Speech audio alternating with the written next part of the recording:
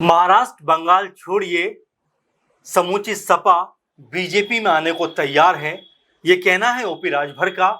और ये बयान उनका उत्तर प्रदेश के अंदर अब सनसनी मचाता हुआ दिखाई पड़ता है, क्योंकि सबसे पहले हमने देखा कि वेस्ट बंगाल में जिस तरह टीएमसी का बिखराव दिखाई पड़ा, उसके बाद उद्धव ठाकरे की पार्टी, उसके अंदर हम बिखराव देख रहे हैं। और अब ओपी राजभर का जो बयान आया है, उसने उत्तर प्रदेश के अंदर एक सनसनी का माहौल कायम कर दिया है कि क्या उत्तर प्रदेश में कोई बड़ी टूट समाजवादी पार्टी के अंदर होने वाली है। इस मुद्दे को लेकर हम बातचीत आपसे करेंगे और बताएंगे कि इस बारे में किस किस का क्या बयान सामने आ रहा है। सबसे पहले तो हम जिस तरह से ओपी राजभर का बयान आपको बता रहे हैं, ओपी राजभर कहते हैं कि सपा में बड़ी टूट पक्की है। राम गोपाल यादव जी हाल ही में अमित शाह जी को चिट्ठी देते हैं और खनन घोटाला और गोमती रिवर फ्रंट घोटाले का मास्टरमाइंड कौन है ये पूरा उत्तर प्रदेश जानता है। और महाराष्ट्र बंगाल छोड़िए, समूची सपा जो है, यानी पूरी की पूरी समाजवादी पार्टी जो है,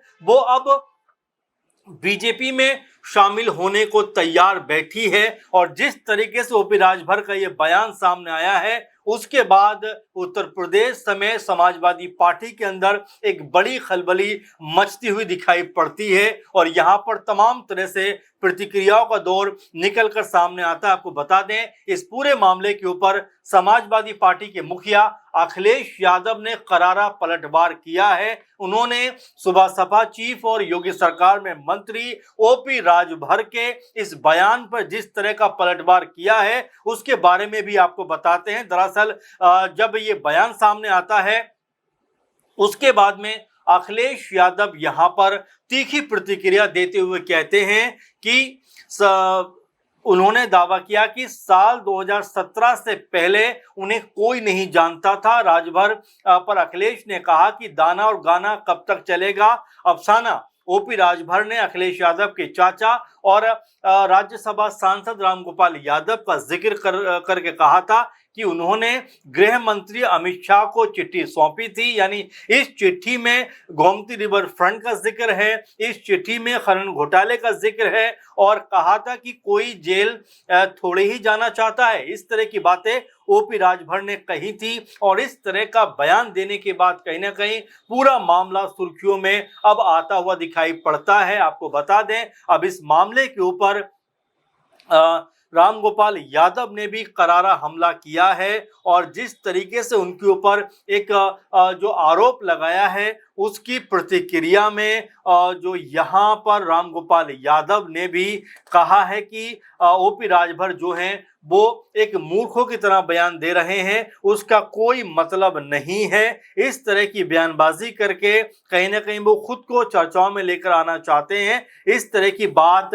वो जो रामगोपाल यादव हैं वो ओपी राजभर के लिए कहते हुए दिखाई पड़ते हैं। अगर आपको बता दें कि समाजवादी पार्टी के ही नेता रविदास ये कहते हैं कि ये राज्य मंत्री ओपी राजभर का दोहरा चरित्र है, उनकी बातों को गंभीरता से लेने की जरूरत नहीं है, वो सिर्फ मंत्री पद पर बने रहने के लिए इस तरह के बयान देते हुए नजर आते हैं। समाजवादी पार्टी का भी सपा का एक भी नेता बीजेपी में नहीं जाएगा। रविदास कहते हैं कि साल 2027 में उत्तर प्रदेश में समाजवादी पार्टी की सरकार बनेगी। पार्टी के सभी सांसद और विधायक अखिलेश यादव के साथ खड़े हैं और मजबूती के साथ में पार्टी को आगे बढ़ाने का काम कर रहे हैं। वो आगे कहते हैं कि बीजेपी चाहे जितनी कोशिश कर ले, सीबीआई ईडी का दुरुपयोग कितना भी कर ले, लेकिन समाजवादी पार्टी का कोई नेता यहां से बाहर नहीं जाएगा। और उन्होंने ओपी राजभर के बयान को सिरे से खारिज कर दिया है। आपको बता दें कि इसी मामले को लेकर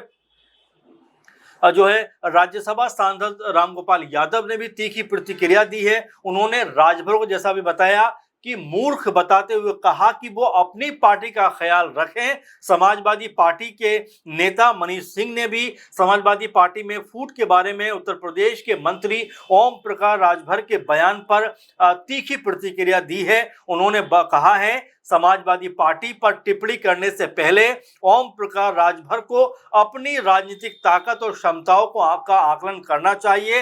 आपकी पूरी पार्टी में कार्यकर्ताओं और नेताओं की संख्या हमारी पार्टी के एक ब्लॉक के कार्यकर्ताओं और नेताओं के बराबर है। यानी कि ओपी राजभर पर अब समाजवादी पार्टी की तरफ से चौतरफा हमले होते हुए दिखाई पड़ते हैं। और जिस तरीके से अखिलेश यादव ने कहा कि 2017 से पहले उन्हें कोई जानता भी नहीं था, लेकिन हमारे साथ आने के बाद थोड़ी बहुत पहचान बनी। 2022 में हमारे साथ वो लड़े, उस समय उनको 5 से 6 सीटें मिली, तब कहीं जाकर पॉलिटिकल तौर पर एस्टैब्लिश हुए, लेकिन हमें धोखा देकर फिर वो बीजेपी के साथ जो है जुड़ जाते हैं। और बीजेपी को लेकर भी जिस तरह की अनाप शनाप बयानबाजी ओपी राजभर ने करी थी वो भी किसी छुपी हुई नहीं है, क्योंकि मोदी योगी को लेकर किस तरह की भाषा का प्रयोग किया गया था और किस तरह के शब्दों का प्रयोग किया गया था वो भी किसी छुपा हुआ नहीं है। ये तमाम जो वीडियोस हैं ये सब सोशल मीडिया पर पड़े हुए हैं, और जब ओपी राजभर इस तरह की बयानबाजी करते हैं उनके ये वीडियो भी चर्चाओं में आ जाते हैं। अब यहाँ पर जिस तरीके से अखिलेश यादव ने हमला किया है कि दाना और गाना कब तक चलेगा अफसाना, यानी उन्होंने राजभर के लिए इस तरह की बात को कहा है कि कभी कभार तो आप काम की बात भी कर लिया कीजिए। आप 3-4 साल से मंत्री हैं, आपने मंत्री रहते हुए क्या कुछ किया, राजभर समुदाय को कितना आपने लाभ पहुंचाया, इसके बारे में जिक्र नहीं करते।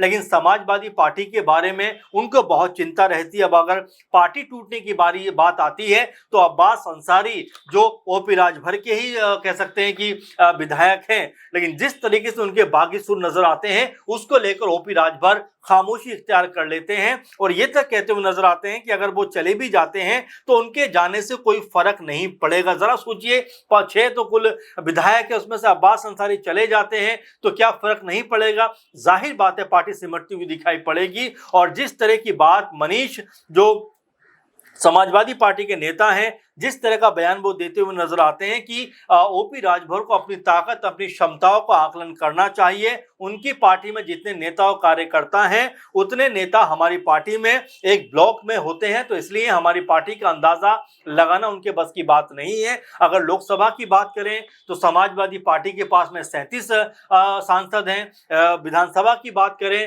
तो इसमें सपा के पास में 110 विधायक नजर आते हैं। एक बड़ी पार्टी के रूप में उत्तर प्रदेश में समाजवादी पार्टी दिखाई पड़ती है। वहीं ओपी राजभर का जिक्र करें तो संसद में कोई उनका सांसद नहीं है। उनके बेटे चुनाव लड़े भी थे, बुरी तरह से हारे बीजेपी के सपोर्ट के बावजूद। वहीं उनके जो 5-6 विधायक बने भी वो भी सपा के सहयोग से बने। अब ऐसे में जब 2027 का चुनाव होगा तो कितनी सीटें उनको मिलेंगी ये भी देखना बेहद दिलचस्प होने वाला है, क्योंकि जब 2022 में सपा के साथ ओपी राजभर ने चुनाव लड़ा था उनको 17-18 सीटें मिलती हुई दिखाई पड़ी थी, लेकिन बीजेपी में कितनी सीटें उनको मिलेंगी ये अपने आप में देखने वाली बात होगी। हालांकि कई जगह से उन्होंने सूची बनाकर दी है कि 54-55 सीटों के ऊपर उनका आकलन है और इसमें से कम जो खबरें हैं उसके मुताबिक 30 से 32 सीटें ओपी राजभर बीजेपी से मांग सकते हैं। अब जरा आप देखिए कि क्या ओपी राजभर को बीजेपी जो है 30 से 32 या 35 सीटें दे सकती है, क्योंकि उनके पास में जयंत चौधरी भी हैं, चिराग पासवान की भी आने की बात चल रही है।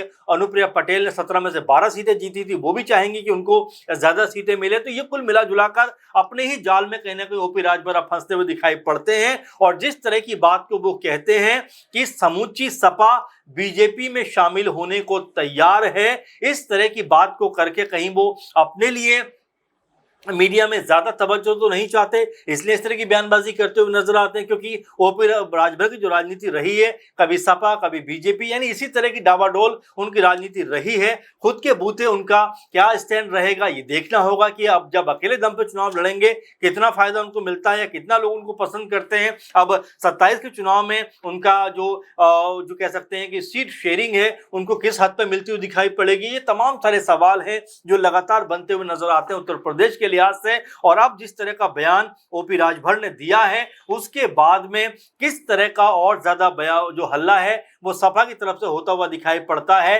किस तरह से समाजवादी पार्टी के नेता जो हैं वो यहाँ पर ओपी राजभर को घेरते हुए दिखाई पड़ते हैं, क्योंकि 3-4 नेताओं के नाम तो यही मैं आपके सामने पढ़ रहा हूँ। इसके अलावा सोशल मीडिया पर तमाम सारे लोग जो हैं वो ओपी राजभर को ट्रोल करते हुए नजर आते हैं कि उनकी राजनीति सिर्फ समाजवादी पार्टी तक सीमित रह गई है, उनके सारे बयान जो हैं वो सपा तक सीमित रह गए हैं। किसी और के बारे में वो कुछ और नहीं बोलते। वो जिस मंत्रालय को संभाल रहे हैं उस मंत्रालय में उन्होंने क्या काम किया उसके बारे में कुछ नहीं बताते। सरकार में रहकर उन्होंने किन किन चीजों को जो है विकास की राह पर लेके गए उसके बारे में कोई जानकारी नहीं देते। लेकिन हाँ, समाजवादी पार्टी के बारे में बोलने को लेकर वो एकदम उतावले दिखाई पड़ते हैं। और इसी मद्देनजर उन्होंने जिस तरह से कहा है कि महाराष्ट्र और बंगाल तो छोड़िए, समूची सपा जो है वो बीजेपी में शामिल होने को तैयार है। इस बयान के आने के बाद लगातार उत्तर प्रदेश में जो सियासी पारा है, जो सियासी गर्माहट है, वो एक अलग लेवल पर देखने को मिल रही है कि आखिर ओपी राजभर इस तरह की बयानबाजी किसके इशारे पे करते हुए दिखाई पड़ते हैं और क्यों इस तरह की बयानबाजी का उनको सहारा लेना पड़ता है। ये अपने आप में बड़ा सवाल यहाँ पर बनता हुआ दिखाई पड़ता है। अब जाहिर बात है कि ओपी राजभर की तरफ से जो बयानबाजी हुई है उसके बाद में अब यहाँ पर क्या माहौल उत्तर प्रदेश में बनता हुआ दिखाई पड़ता है, इस बात को लेकर बीजेपी की तरफ से क्या कह सकते हैं कि बयान सामने आता है और आने वाले दिनों में इस पूरे मामले के ऊपर क्या चर्चा उत्तर प्रदेश में होती हुई दिखाई पड़ती है, ये अपने आप में देखने वाली बात होने वाली है। क्योंकि जिस तरह से ओपी राजभर ने बयान का जिक्र किया है, जिस तरह से ओपी राजभर ने यहां पर 2-3 घोटालों का जिक्र किया है और जिस तरह से ओपी राजभर ने पूरी सपा को बीजेपी में शामिल होने की बात को कहा है, उसको लेकर अब सियासी पारा चढ़ता हुआ दिखाई पड़ता है। इसको लेकर आप क्या सोचते हैं, आप कैसे इस पूरे मामले को देखते हैं, जरूर कमेंट करिए। फिलहाल के प्रोग्राम में बस इतना ही। आप लगातार बने रहिए। धन्यवाद।